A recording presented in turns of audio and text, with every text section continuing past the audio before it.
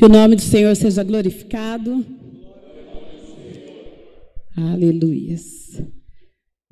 Que louvor maravilhoso esse, né?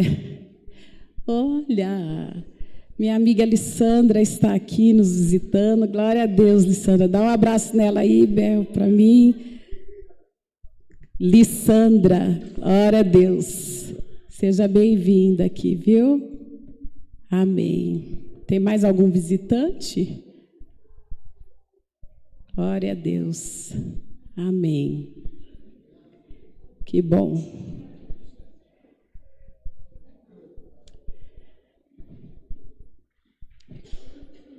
Glória a Deus. Quero que você abra comigo sua Bíblia em 1 Samuel, no capítulo 14.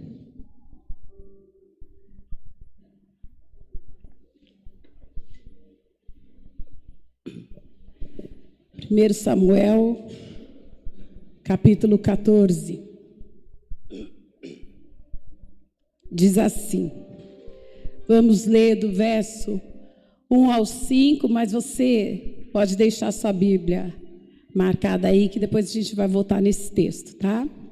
1 Samuel 14, de 1 a 5. Sucedeu que um dia disse Jonatas, filho de Saul, ao seu jovem escudeiro: Vem, passemos a guarnição dos filisteus que está do outro lado.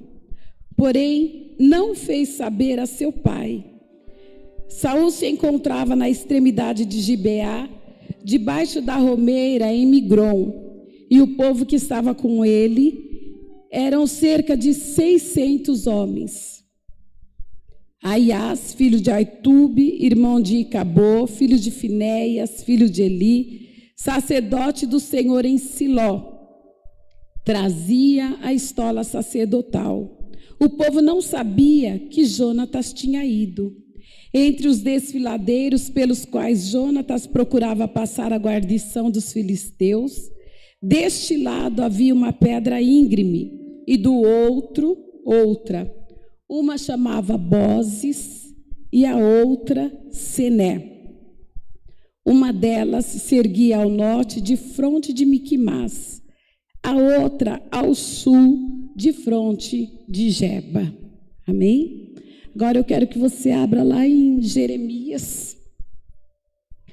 Jeremias no capítulo 29. Jeremias 29, verso 11, diz assim: Eu é que sei que planos tenho a vosso respeito, diz o Senhor, planos de paz e não de mal, para vos dar o fim que desejais. Eu é que sei os planos que tenho a vosso respeito. Tudo na vida é planejado. E uns tempinho atrás Deus me deu essa palavra que me chamou muito a atenção.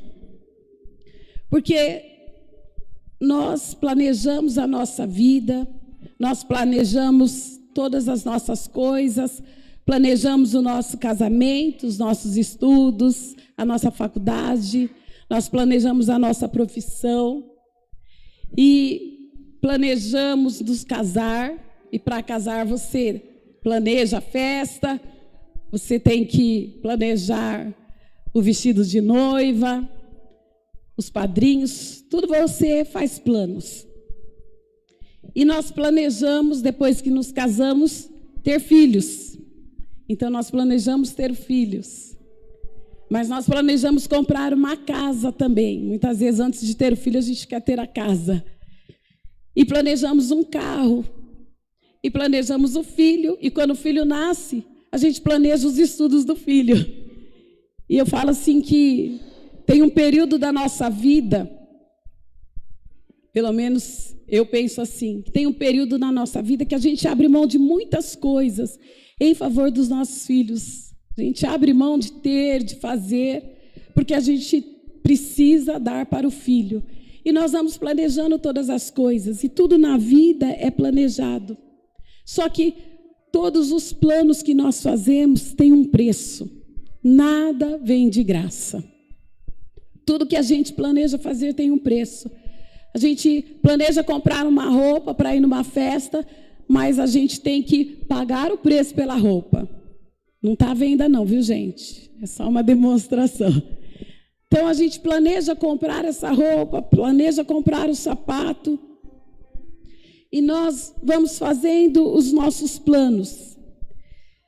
E muitas vezes nós não entendemos que para chegarmos lá, a adquirir os planos, os projetos, os nossos propósitos, nós temos que passar pelo processo.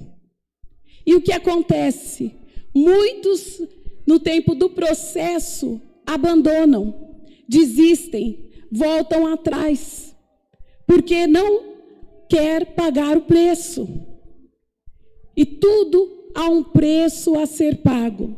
Mas por que muitas vezes nós, no meio do processo, desistimos? Parece que minhoca na cabeça, como se diz o ditado. Parece que dá um curto. E a gente para de pensar com lucidez. E isso acontece porque nós não temos os nossos planos alinhados com os planos de Deus. E Jeremias diz isso. O Senhor está falando, eu é que sei os planos que tenho a vosso respeito. Mas o ser humano tem uma tendência de fazer planos, planeja a compra, planeja a troca, e depois que faz, começa a viver o processo, a dificuldade, e aí ele começa a orar, achando que Deus tem a obrigação de abençoar. Ele não pediu a orientação de Deus, ele não perguntou se era o plano de Deus, mas agora, vivendo o processo, ele acha que Deus tem a obrigação de planejar, de abençoar, mesmo que não tenha sido um plano de Deus. E nós precisamos entender, podemos sim fazer planos, mas os nossos planos têm que estar alinhados aos planos de Deus. Por isso que o Senhor fala também, eu é que sei os planos que tenho a vosso respeito. Então, nós precisamos entender que o processo ele vem acompanhado do preço. Nada é de graça. E todos os nossos planos têm uma etiqueta pendurada. Já viu etiqueta de promoção? Quando a gente vai numa loja, tem as etiquetas, né? Ou às vezes é uma bolinha que está na etiqueta vermelha, verde, amarela. Cada uma tem uma porcentagem de desconto ali.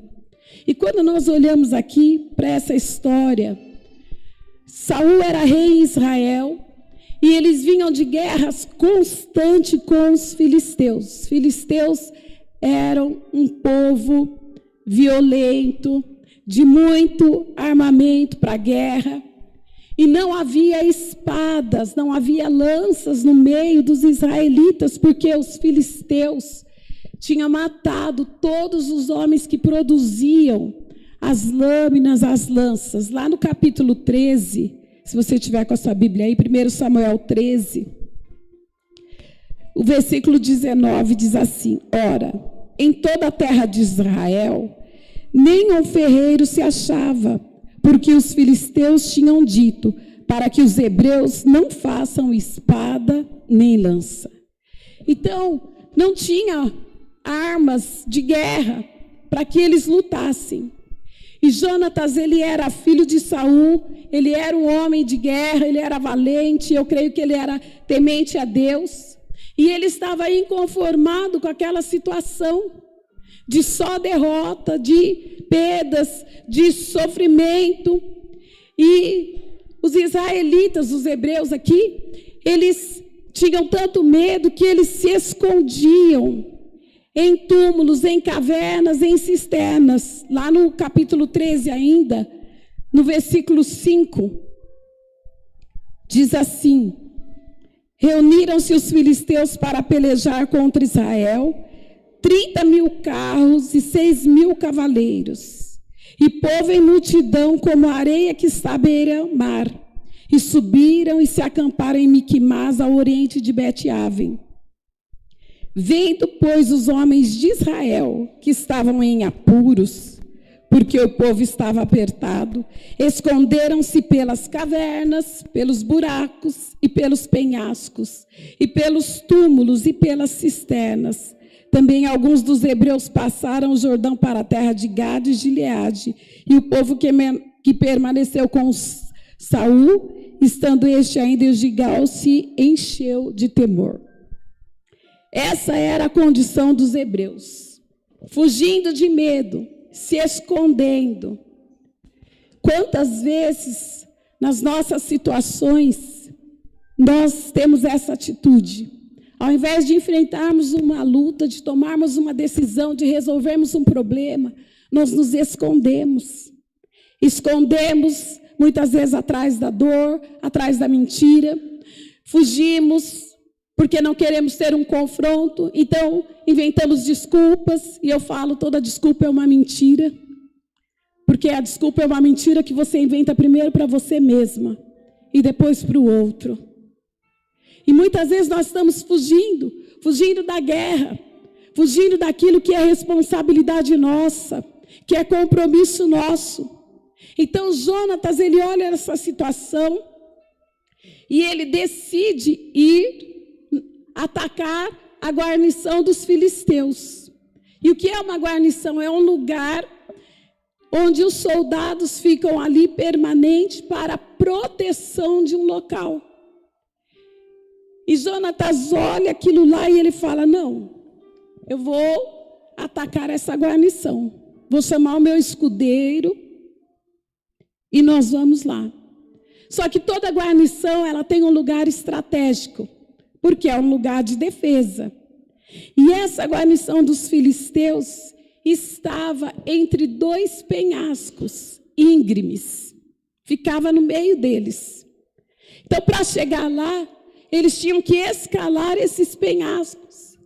Eu estava pesquisando a respeito desses penhascos, diz que eles tinham pontas pontiagudas, como se fossem dentes pelo penhasco. Era muito difícil, e eles eram penhascos muito verticais. E diz a Bíblia que um se chamava Bozes e o outro Senés. Um deles se erguia ao norte de Miquimás e o outro ao sul, diante de Geba. Miquimás estavam os filisteus e Geba estava Saul com o povo. Miquimás significa lugar protegido, lugar guardado. Então, nesse lugar protegido, nesse lugar guardado, estavam os filisteus, acampados ali entre esses dois penhascos. Mas eu, quando estou estudando a Bíblia, eu sou um pouco curiosa. Eu fui ver o que significa esses penhascos também. Bozes significa brilho, é um lugar de brilho. E Senés significa espinhos. Então, um penhasco era o lugar do brilho, e ele era muito liso. O outro era um lugar de espinhos. Eu estava estudando e eu pensei, a gente pode fazer aqui uma analogia em dois tempos na vida do ser humano. Dois tempos que nós passamos. Eu acredito que todos passam em algum momento. O tempo do espinho e o tempo de brilhar, o tempo de ter brilho. E quando eu olho aqui para esse tempo de espinhos, o tempo de espinhos fala das nossas lutas. Lutas que nós enfrentamos diariamente. Lutas que nós enfrentamos a partir do momento que nós fazemos um plano e projetamos algo. Lutas diárias que nós enfrentamos, financeiras, emocionais. Lutas familiares com os nossos filhos, entre os casamentos, os casais. Senés fala das nossas angústias. Aquele dia que o teu peito está apertado e você tem uma angústia que parece que não sai. É uma dor que você amanhece com ela, sem que aparentemente algo tenha muitas vezes acontecido, mas aquela angústia insiste em apertar o coração. Senés fala das nossas fragilidades. daquele momento que você passa onde você pensa que ninguém te ama, que as pessoas não olham para você, que o mundo parece que vai tudo ao contrário do que você pensa, e até mesmo, às vezes que você acha que a sua oração não é ouvida, que Deus não está olhando para você, porque está tudo cinza, está tudo escuro, não tem brilho em nada. Senés fala dos nossos desesperos, e quem nunca viveu isso? O desespero de ver um filho abandonando a obra do Senhor, a casa. O desespero de ver um casamento desfeito. O desespero de ser traído. O desespero e a dor que muitas vezes enfrentamos com amigos, com situações profissionais, dias de escuridão. Alguém já viveu isso? E o Salmo 42, diz assim o Salmo 42, o versículo 5. Por que está abatida, ó minha alma? Por que te perturbas dentro de mim? Espere em Deus, pois ainda o louvarei. A Ele, meu auxílio e Deus meu. O versículo 6 diz, sinto abatida dentro de mim a minha alma. Lembro-me, portanto, de ti, nas terras do Jordão e no Monte Hermon e no outeiro de Mizar. Por que está abatida, ó minha alma? A nossa alma se abate no meio do processo, porque almas são emoções, almas são sentimentos. E quando as suas emoções, os seus sentimentos, eles não estão curados, no meio do processo, eles te fazem desistir. E tem um texto em 2 Coríntios que diz, não há limites em vós, mas estáis limitados em vossos próprios afetos. E no versículo seguinte diz, falo-vos como a filhos, dilatai-vos.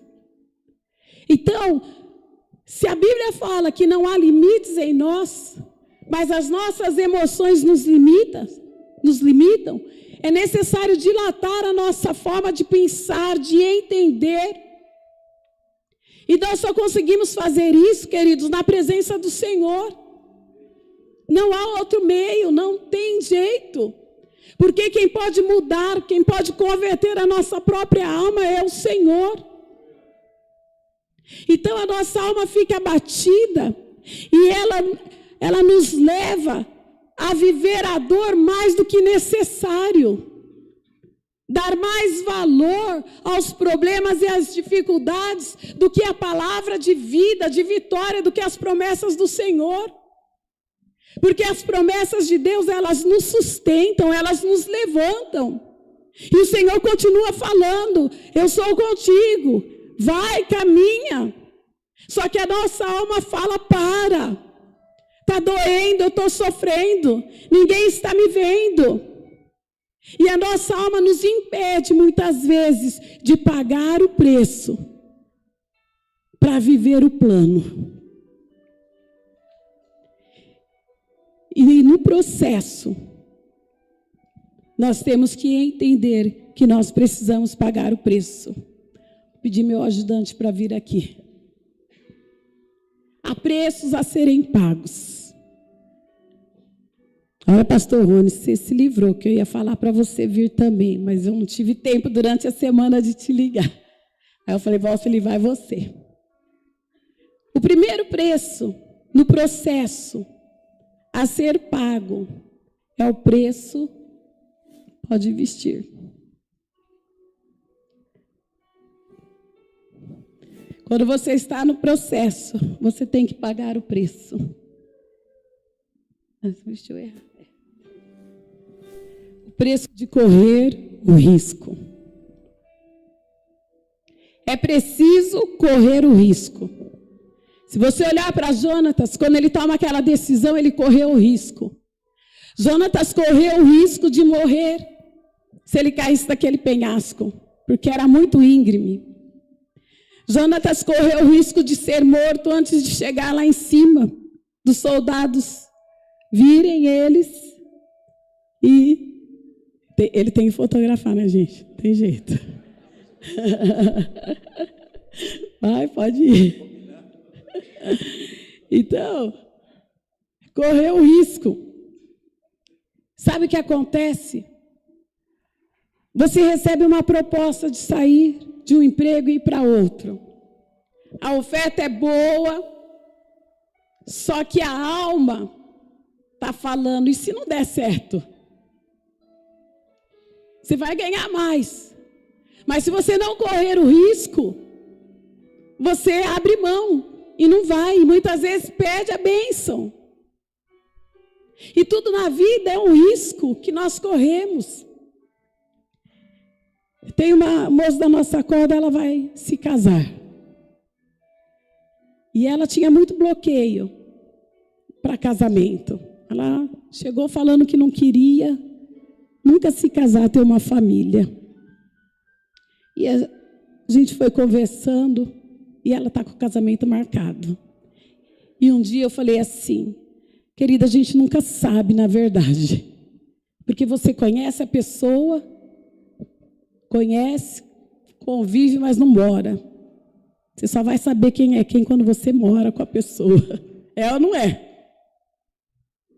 E eu me lembrei de uma irmã lá da igreja de Assis. E ela sempre conta, uma mulher, ela sempre falava, ela é maravilhosa, uma mulher de oração. Ela falava, eu sou uma mulher sou viúva de marido vivo.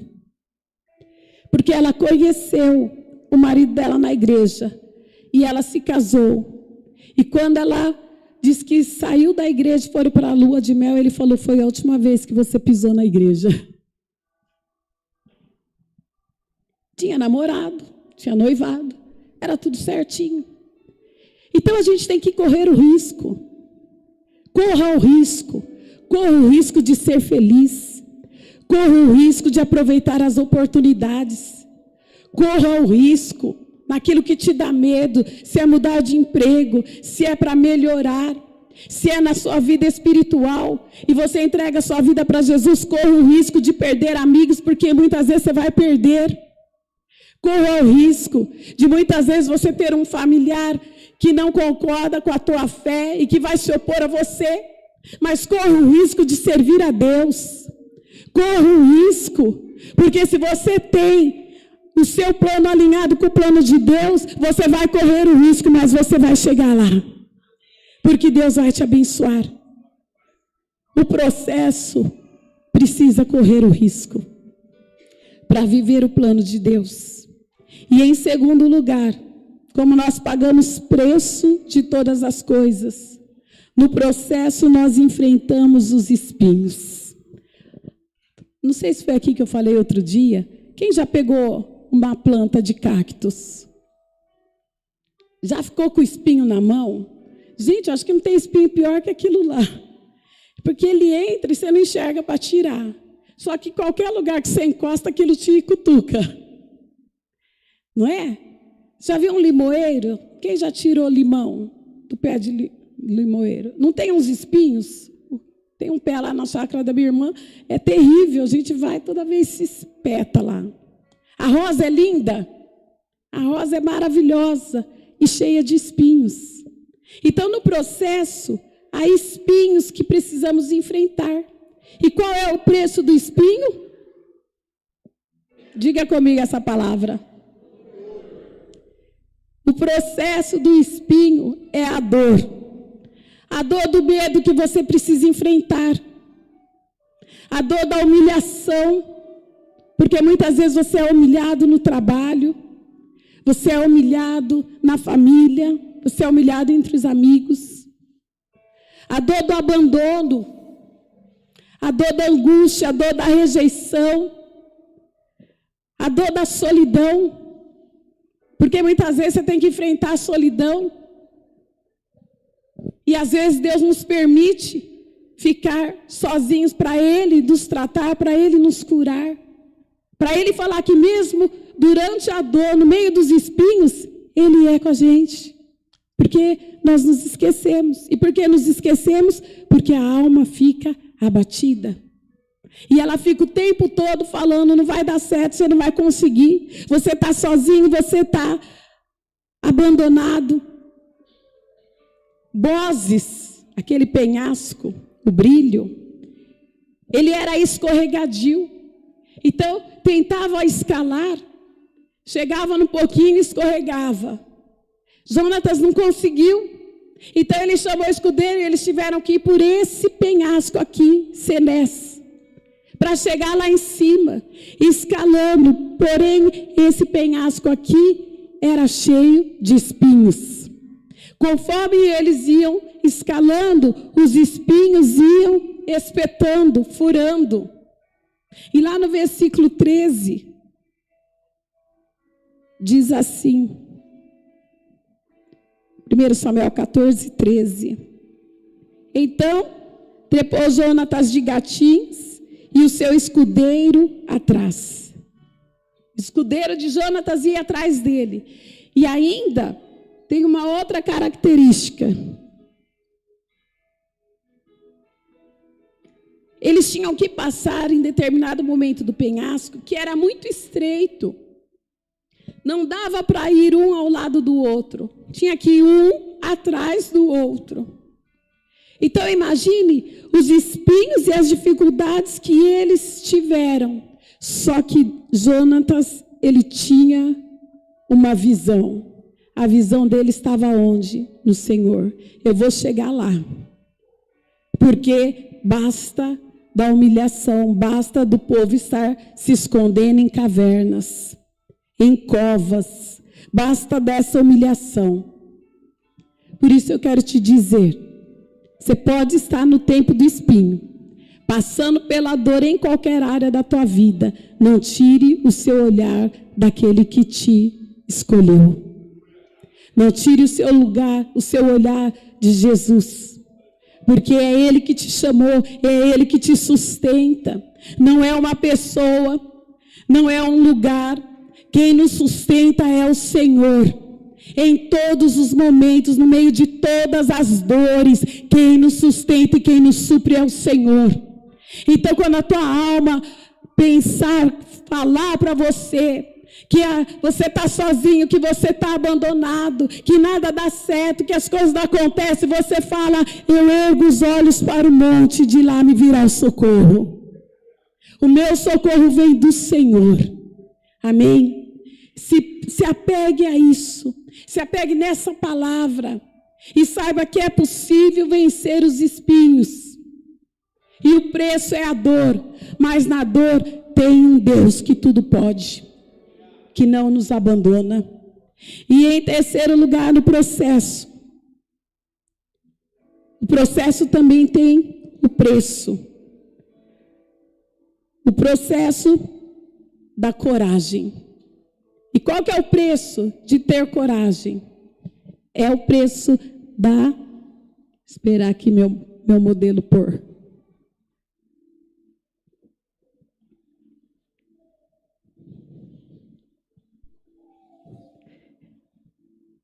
Que está escrito aqui? Entrega. O processo da coragem, o preço é a entrega. Nós lemos lá no versículo 1, que Jonatas chama o escudeiro e ele fala, nós vamos subir. E ele não contou nada para Saul. Por que ele não contou para Saul? Porque quem sabe Saul fosse falar para ele, não, você não vai. É perigoso. Ou quem sabe, ele ia ter uma outra, não, vamos pensar de outra forma, vamos fazer de outro jeito. Então, Jonatas, ele se entregou àquele plano. Ele não falou nada para o seu pai, porque ele não queria ouvir um não. Mas ele queria viver o plano de Deus. Tudo que você tentar fazer, precisa haver uma entrega completa. Se você quer servir a Deus, tem que ter uma entrega completa, não dá para ser mais ou menos. O mais ou menos Deus vomita, porque é o morno. Não dá para falar, hoje eu quero Deus, mas amanhã eu quero o mundo.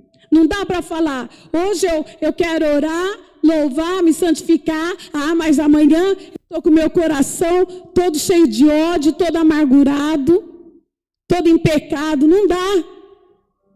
Tem que haver uma entrega total. Se você quer mudança na sua vida, tem que haver uma entrega total. Você está no seu trabalho, faça o melhor. Pode ser que você não esteja gostando muito, mas se entregue. Fazei tudo como se fosse para o Senhor. Entrega total e estabeleça uma meta. E alinhe essa meta com o Senhor, para que Ele te edifique, te mude e te sustente no meio do processo. Você quer estudar para passar em concursos? Tem que haver uma entrega. É fácil passar em concurso, queridos? Não. A concorrência é muito grande. E quem vai vencer? Aquele que se entregar completamente. Entrega. Quer salvar o seu casamento? Tenha uma entrega completa. De buscar ajuda. De ceder, de abrir mão. Entrega do seu orgulho. Entrega das mentiras. Entrega das desculpas. Tem que haver uma entrega. Jonatas se entregou. Ele falou, nós vamos. Nós vamos. E o escudeiro dele falou, ok. Então nós precisamos mudar a nossa vida. Chega de coisas mais ou menos. Tem gente que faz tudo mais ou menos. Limpa mais ou menos a casa, cozinha mais ou menos. Dirige mais ou menos. Faz tudo relaxadamente. Relaxada. Maldito aquele que faz a minha obra relaxadamente. Faz tudo mais ou menos. Para. Se você quer viver o excelente de Deus, faça com excelência. Amém? Entrega, diga comigo, entrega. É preciso haver uma entrega. Entrega para amar, entrega para servir, entrega para entender o outro, entrega para perdoar. Entrega para se perdoar. Entrega para realizar. Vai na corda, vai mais ou menos. Vou o dia que eu estou com vontade, está amarrado. Então você está indo, não sei para onde. Não vou nem falar para não ofender. Mas é uma verdade. Tem muito cristão morno. Está morno demais. Está relaxado demais. E nós seremos cobrados. Sabia? Nós seremos cobrados de tudo que fizemos, de tudo que falamos, e a nossa alma está ali, contra nós. Por isso que lá em Jeremias também fala que o coração do homem é enganoso, porque é alma, é emoção.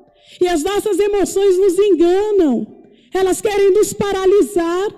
Elas querem que a gente olhe para o penhasco e fala, não vai dar certo, tem muito espinho. Nada é de graça. Nada é de graça. Se você quer mais de Deus, você tem que orar mais. Tem que ler mais a Bíblia. Tem que ter mais disposição. Tudo tem um preço a ser pago. Amém? Jonatas sabia disso e ele estava disposto a pagar o preço. E em quarto lugar, no processo. Esse é tremendo. Porque é algo que eu acho que é fundamental no processo. No processo é preciso ter fé. Só que a fé também tem um preço. Qual que é o preço da fé?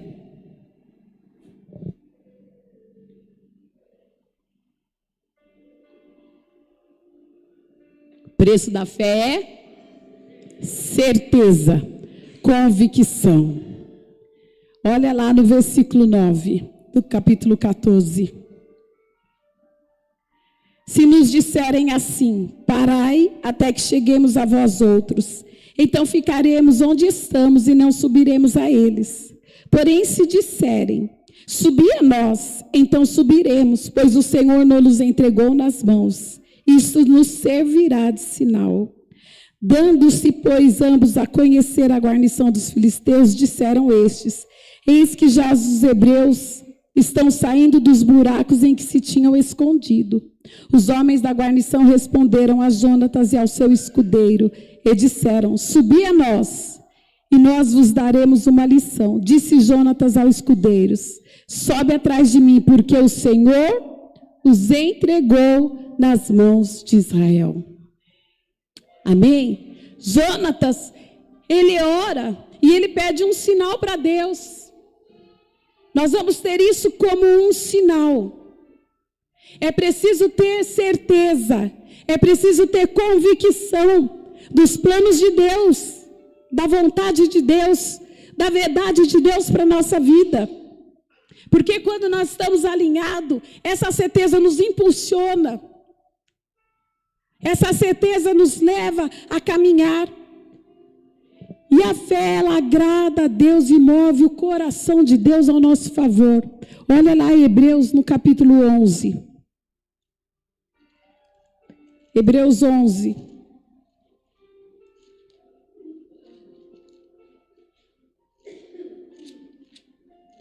O versículo 5 e 6 dizem assim: pela fé, Enoque foi trasladado para não ver a morte. Foi achado porque Deus o trasladara, pois antes da sua transladação obteve testemunho de haver o quê? Agradado a Deus. Diga comigo: eu preciso agradar a Deus. E o versículo 6, de fato, sem fé é impossível agradar a Deus, porquanto é necessário que aquele que se aproxima de Deus creia que Ele existe e que se torna galardoador do que os buscam. A fé, ela agrada a Deus e ela move o coração de Deus ao nosso favor. Lá no livro de Romanos, capítulo 1, o versículo 17, diz assim: visto que a justiça de Deus se revela no Evangelho, de fé em fé, como está escrito, o justo viverá pela fé. De fé em fé. Quanto mais você exercita a tua fé, mais a tua fé é acrescentada. E quando você é acrescentado em fé, mais disposição você tem para vencer o processo, para pagar o preço. A fé, ela deve ser uma postura do nosso coração e uma atitude da nossa alma em cada situação. Porque a alma vai falar não, mas a tua fé vai falar vai, caminha. Então a fé é uma decisão. Eu decido crer incondicionalmente. Eu decido crer que o Senhor é comigo. Jonatas, ele decidiu crer porque ele queria mudar aquela situação. E quando nós cremos, o Senhor tem poder para nos livrar. Amém? E em quinto lugar, no processo. O processo é preciso ter fidelidade. Só que há um preço da fidelidade também. Enquanto nós vemos aqui que Jonatas tinha fé, nós vemos essa outra característica da fidelidade no escudeiro de Jonatas. Qual que é o preço da fidelidade? Cumplicidade, aliança. Diga comigo: cumplicidade, aliança. Só é fiel quem tem aliança, quem tem cumplicidade. Só é fiel ao marido, à esposa, aquele que tem cumplicidade e aliança. Sabe por quê? Eu fiquei pensando. Fidelidade é o que na Bíblia? Onde está essa palavra? Lá no fruto do Espírito, em Gálatas 5. Então, quem não tem o Espírito não é fiel, porque nós só nos movemos no Espírito assertivamente. Assertivamente a gente só consegue realizar e vencer o processo se nós tivermos o Espírito Santo. E fidelidade é fruto do Espírito. Então seja fiel. Seja fiel à sua esposa, ao seu marido. Seja fiel aos seus pais, ao seu filho. Seja fiel ao seu patrão. Seja fiel à sua igreja. Seja fiel ao pastor. Tem muita infidelidade no meio do povo de Deus. Seja fiel às pessoas que você ama. Com respeito, em aliança, em cumplicidade, eu estou com você. Essa característica foi essencial e estava ali na vida do escudeiro, lá no versículo 7. Olha o que diz: então o seu escudeiro lhe disse: faze tudo segundo inclinar o teu coração, eis-me aqui contigo, a tua disposição será minha. Olha, você morrer, estou junto com você. Será que isso tem acontecido nos dias de hoje? Nem de longe, né, pastor? Nem de longe. Por qualquer coisa a gente abandona. Porque qualquer fragilidade da alma, a gente trai. A gente se dói. Ai, não quero mais. Vai falar isso para Deus no dia do julgamento. Sabe, Senhor, eu não tive disposição para pagar o preço, Senhor. Me perdoa. Sabe o que ele vai falar? Afasta-te de mim, não te conheço. Porque você teve todas as oportunidades. Você ouviu cada palavra que foi ministrada, ouviu na corda. Você não quis. Você fez a opção, você quis pagar outro preço. O preço da mentira, o preço do diabo. Então afasta-se de mim. E às vezes a gente está achando que o evangelho é um evangelho de facilidades e não é. O caminho é estreito. Por isso que Jonatas e o escudeiro foram. Havia fé suficiente em Jonatas, mas havia fidelidade suficiente no escudeiro. E o que acontecia? Conforme Jonatas foi subindo, o filisteu vinha e ele se abaixava, e quando ele se abaixava, o escudeiro lançava lá e matava. Está lá no texto. Fé e fidelidade são necessários no meio do processo. Então, reveja os seus valores. Reveja os preços. Você está achando que está pesado demais? Reveja. Reveja assim o teu preço. Você está achando que está caro demais? Ou será que é a tua alma que está falando muito? Por que está abatida a minha alma? É tempo de falar: cala-te, alma, deixa eu andar no Espírito. Porque o nosso Espírito se relaciona com o Espírito Santo. E a nossa alma se relaciona com a nossa carne, com as nossas vontades. Então é tempo de falar: Senhor, eu quero me relacionar. A Bíblia diz: ser fiel até a morte e dar-te-ei a coroa da vida, lá em Apocalipse. A Bíblia ainda fala no Salmo 18: ao fiel te revelas fiel e irrepreensível. E ao irrepreensível te revelas irrepreensível. E ao puro te revelas puro. Mas com o perverso reages à altura. E tem gente que está andando contra a mão da palavra de Deus e está achando que Deus vai abençoar. É a mentira que está te levando para o inferno, querido. Que está te afastando da igreja. Que está te afastando do corpo, da comunhão. E nós estamos vivendo um tempo que cada dia mais nós necessitamos estar envolvidos com o corpo. Porque o corpo fortalece. Por isso que o salmista fala que na comunhão dos santos Deus ordena a bênção. Essa história de que eu estou sozinha em casa ouvindo, mentira que te engana. Porque em casa não acha tempo para orar, não acha tempo para estar na presença de Deus, porque a vida é corrida, é agitada. E a gente se engana, porque o nosso coração é enganoso, a nossa alma, ela é frágil. E ela nos leva a pecar contra o Senhor. E em último lugar, no processo, nós precisamos ter um entendimento fundamental para chegarmos no nosso plano. Esse é o entendimento que nós precisamos ter. Qual que é o preço? O preço já foi pago. E qual foi o preço que foi pago?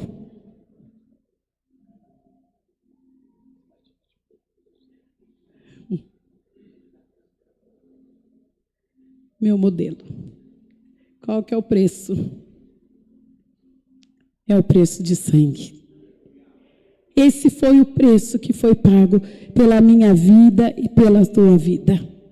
O preço de sangue já foi pago. Por isso nós temos a possibilidade de sairmos do espinho e de chegarmos no brilho. Amém? Tem espinho, mas tem o brilho para aquele que anda em Jesus. Boazes fala do brilho de Cristo na nossa vida. Boazes fala do tempo de paz. Boazes fala do tempo de suprimento. Boazes fala da alegria, da conquista. Boazes fala da realização profissional, material. Boazes fala do desejo do nosso coração. Mas por quê? Porque estamos alinhados com o Senhor. Jonatas entendeu tudo isso. E foi tremendo o que aconteceu. Lá no versículo 10. Do versículo já lemos até o 12. Vamos ler o 13. 14 e 13. Então trepou Jonatas de gatinhos e o seu escudeiro atrás. E os filisteus caíram diante de Jonatas e o seu escudeiro os matava atrás dele. Sucedeu que esta primeira derrota em que Jonatas e o seu escudeiro mataram perto de 20 homens, em cerca de meia geira de terra. Houve um grande espanto no arraial, no campo, e em todo o povo. Também a mesma guarnição e os saqueadores tremeram, e até a terra se estremeceu, e tudo passou a ser um terror de Deus. Olharam as sentinelas de Saul em Gibeá de Benjamim, e eis que a multidão se dissolvia, correndo uns para cá e outros para lá. Então disse Saul ao povo que estava com ele: ora, contai e vede quem é que saiu dentre nós. Contaram, e eis que nem Jonatas, nem o escudeiro estavam ali. Saul disse a Aías: traz aqui a arca de Deus, porque naquele dia ela estava com os filhos de Israel. Enquanto Saul falava ao sacerdote, o alvoroço que havia no arraial dos filisteus crescia mais e mais. Pelo que disse Saul ao sacerdote: desiste de trazer a arca. Então Saul e todo o povo que estava com ele se ajuntaram e vieram à peleja, e a espada de um era contra o outro, e houve muito grande tumulto. Também com os filisteus dantes havia hebreus que subiram com eles ao arraial. E também esses se juntaram com os israelitas que estavam com Saul. Ouvindo, pois, todos os homens de Israel que se esconderam pela região montanhosa de Efraim, que os filisteus fugiram, eles também os perseguiram de perto na peleja. Assim, livrou o Senhor a Israel naquele dia, e a batalha passou além de Bet-Aven. Olha, houve um tremor no arraial dos filisteus, na terra. Houve um terremoto. Era Deus falando, era Deus mostrando: a vitória está com vocês, é tempo do brilho, é tempo de brilhar. Deus pôs um terror no meio dos filisteus, que eles se matavam, um atirava a lança contra o outro. E sabe qual era? Quais eram as armas de guerra dos hebreus? Enxadas, pás, pau. Porque eles não tinham lanças, eles não tinham armas de guerra. Para Deus não importa o tamanho do problema, não importa o tamanho da dor e da dificuldade, Ele é Deus. Ele é Deus para nos levar a vencer. Ele é Deus para nos dar a vitória. Se nós entendemos que precisa pagar o preço de estar na presença dEle, de nos colocarmos à disposição, de haver uma entrega, de correr riscos, tudo nós podemos, e Deus vai colocar um terror no meio dos nossos inimigos. Amém? Se coloque em pé. Deus quer fazer um terror no meio dos teus inimigos, e nós vamos orar. Comece a orar. Enquanto nós vamos cantar um louvor, você vai orar. Quais são as dores? Quais são os espinhos? Pede para Deus te acrescentar hoje em fé e em fidelidade. Pede para Deus abrir os caminhos para você, para que você possa entender que Ele é poderoso. Ele é poderoso para fazer infinitamente mais do que você tem pedido ou pensado. Feche os teus olhos, comece a orar. Não fique só na expectativa, mas ore. Ore e fale: Senhor, eis aqui as minhas dores, as minhas lutas, eis aqui as minhas dificuldades. Oh, apresenta ao Senhor em nome de Jesus.